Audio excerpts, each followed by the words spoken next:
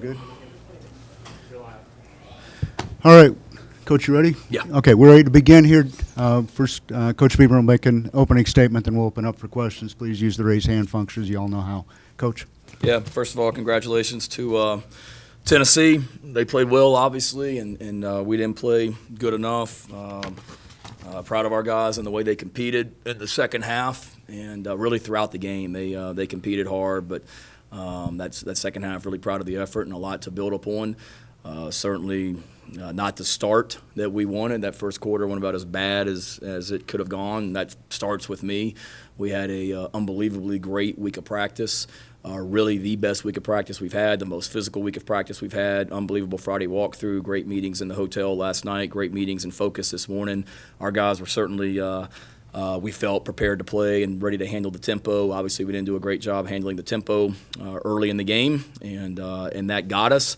And we talked about it, being able to handle the tempo and settle down, and we did as the game went on, but just dug ourselves too big a hole early in the game. So we got to do a better job of starting fast. That's not the last team we're going to see that goes fast and tries to run a lot of plays, but so proud of our defense in the second half. I mean, I think we forced 2 3-and-outs to start the second half and then got a stop on the third drive, if I'm not mistaken, held them to 7 points in the second half. Offensively, did a lot of good things, just shot ourselves in the foot at times again in the second half. Got to tackle better than we did in the first half. Gave up some explosive runs in the first half. Just a lot of the stuff that you can't do against this team. We did early on, but again, proud of the way we battled in the second half, and a lot to build upon. We're at the halfway point of the regular season, and excited to see how we respond next week, and knowing the group in that locker room and the group of competitors we have, I have no doubt about how we'll respond. Be glad to answer any questions. Ben Portnoy with first one. Shane, you mentioned the adjustments at halftime. Just what is it that you think you guys saw defensively that maybe allowed you guys to slow them down and have that second half kind of give you guys into the pool a bit? I don't know if it was much scheme. It's really just lining up and executing the call. Tempo got us early. We, had some guys misaligned on some big plays in the first half. Had a couple communication issues on a couple long plays where we had a defensive back on one call playing one defense and the other guys playing a different defense, and that can't happen. That's goes back on us as coaches, but just the communication bin and getting the call in, which Clayton got the calls in, and then we just got to line up and execute. And we told them, I think Pittsburgh or somebody had them down, or they had Pittsburgh down, I think early in the season, 14-0 early on, and we told our guys, just get a feel for the tempo. The first drive's going to be faster than you've seen all season, and get a feel for it and settle down. And we did eventually. It just took too long. Colin Taylor.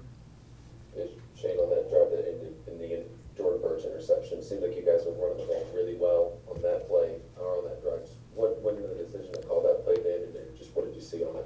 Yeah, we were running the ball well, and hindsight being 2020, you just continue to run the ball and hammer it in and make it a 14-7 game, I think is what it would have been if we had scored the touchdown.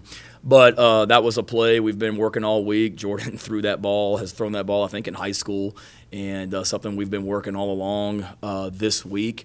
And he's made some great throws on it, and I didn't really see the angle from the sideline. But, yesterday we ran it in our walkthrough in the indoor, and he threw a beautiful ball in the back corner of the end zone where he led Nick, and Nick caught it, as he's going out of bounds. But I think, may have been a little bit underthrown. I'm not really sure. Their guy made a nice play. But we had talked about it as an offensive staff that, first time we got down there inside the 5, we were going to get to that call, and we had told Jordan, run it and make them tackle you if you don't like the pass. And he was trying to make a play. We were trying to make a play. If it works, it's great. If it doesn't, you get criticized, and I get that part of it. But we had talked about it before the game. We liked the play and felt good about it. David Cloninger.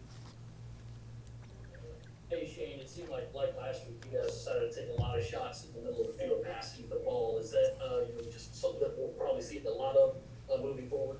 No, I think so. I don't think so. I mean, we're going to throw the ball wherever we got to throw it, David. Whether it's middle, behind the line, down the field.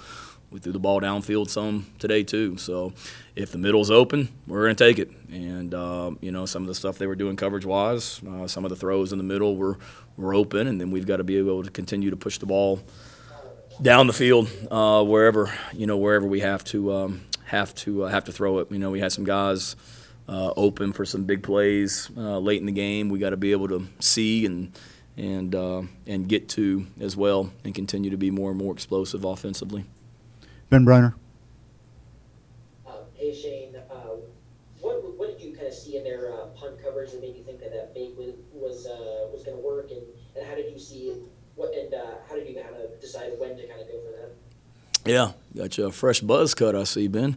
Looks good. That was something that we had seen during the week, watching video when a team, we call it punt safe, when we punt and they keep their defense on the field.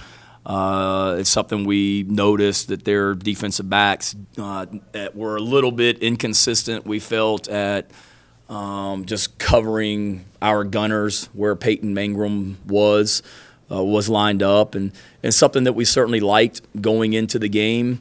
If we got in a situation where they had kept their defense on the field, the punt before, they kept their defense on the field, and I saw it that they didn't run with the guy and that it was going to be open. So, we had made the decision on that fourth down that we're going to put the punt team out there and liked our chances of being able to connect on that. And Kai's got a great arm. I mean, he's a weapon back there, and Peyton made a nice catch as well. Chandler Mack. Hey, Coach, I was curious, what was the main message that you told your team, particularly after a first half like that, and things look better for you guys in the second half? How much momentum does that give you guys heading into next weekend, the second half of the season? I would hope a lot. I mean, there was a lot of good from today and a lot to build up on, and it just such a bad first quarter. Was it 28 nothing, or 28 points they scored in the first quarter. As good as we've been on defense, and then offensively just weren't great early on. But our message at halftime was, Chandler, I mean, we felt extremely confident as a football team coming into this game. And I told those guys at halftime that the reason I felt so confident going into the game, I still felt the same way. The same reasons I felt confident going into it because of our team. Nothing had changed. And we just had to play better and execute better. And we just talked about competing. Competition is a core value of this program. And we just talked about just going out there and competing. And in our facility, on the wall outside the meeting rooms, there's something on the wall that says, "Your reps create your rep." And I told them we'd go out there in the second half and we'd find out a lot about this football team, and their reps, their repetition, their plays in the second half would create a great reputation. And I'm proud to coach these guys, and I'm proud of the way they battled in the second half, man, because there's a lot of teams. And, again, there's no moral victories. There's no losing is okay. I'm sick right now because we lost that game, and we got a locker room is. But there's a lot of teams that game would have gotten away from in the second half, and we didn't let that happen. And that's not okay. We got to figure out why it was such a bad first quarter. And we got to play and coach better and get our guys, continue to put our guys in position to make plays and not get down 28-0 before you blink. Corey Diaz. Yeah, Shane, to that point, there's been a couple of games the last 3 or 4 weeks where, you kind of have a slow start there at the first quarter. What do you feel like hasn't translated, during the great, quote-unquote, great week of practice to Saturday, especially like today where you guys got off to that slow start? Yeah, I don't know. We got to continue to look at it. I mean, we everything was fantastic right up to kickoff, and then give Tennessee some credit too, man. I mean, they're good. They did what they did to Missouri last week. They're playing well. The quarterback's playing well for them. We knew we needed to affect the quarterback, and he was 17 of 23 for 225 yards and 3 touchdowns, and ran the ball for close to 100 yards. So obviously, we didn't do a great job of affecting the quarterback, and give Tennessee credit. And I think the biggest issue today was we obviously weren't as ready to handle that tempo early in the game as we needed to. But I really was proud of the guys and pleased with our preparation during the week. I was pleased with pregame warm-up and the focus and the sense of urgency we had in pregame, the mindset in the locker room. Our guys were ready to play. Now, we didn't play well in the first quarter, so we got to look at what we got to continue to do. But we had a hell of a week on and off the field preparing for this game. Gene Sapikoff. Shane, how would you evaluate the play calling that you've had on offense through the first 6 games of the season? Good. Hilmer How Graney. would you okay. I mean, what do you want me to say, Gene, that I think it's been terrible? Are there plays that Marcus would like to have back? Yeah. Every single coach and player in that locker room would like to have plays back.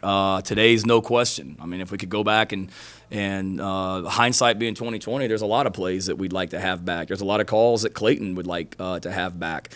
And when we're whatever we are offensively right now, it's not good enough, and we got to be better, and we got to continue to coach and play better. And then special teams, defense, all that. I mean, we all had a hand in this thing today. When you give up 472 yards of offense and let a team go 12 of 17 on third down, we got to be better on defense. When we ran the ball we had 75 plays for close to 400 yards, and we're not as good on third down and didn't always score touchdowns in the red zone, and we had 2 fumbled snaps with the quarterback in the center. I mean, there's a lot that we all can be better at, myself included.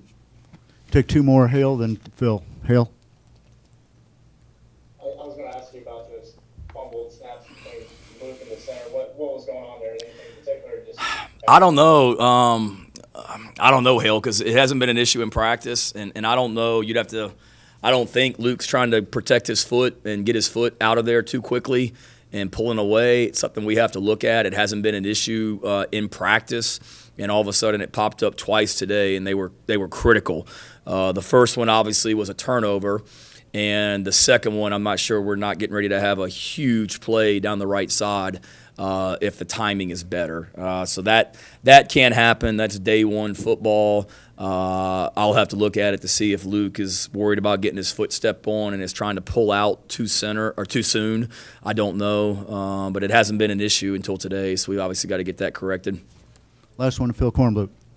Hey, Shane, I think people are going to have a hard time accepting the explanation of a predetermined play call when you got inside the 5 the first time to run that play with Birch. Is there not a mechanism in the offensive play calling where in real time to moving the ball a certain way to stick with that, especially when you're first and goal with the 1-yard line? No, there is. The mechanism is me as the head coach to overrule the call when I hear it on the headphones. And I like the call. Worst case scenario, you got a 270-pound guy that runs probably a 4.5 40 running the ball that they have to tackle. And it didn't work. Like I said a few minutes ago, Phil, hindsight being 2020, sure, you keep running the ball and just hammer it in that situation. So there is a mechanism. It's me. And, like I said, we all got to play and coach better, starting with me. All right, thank you, Coach. Thank you.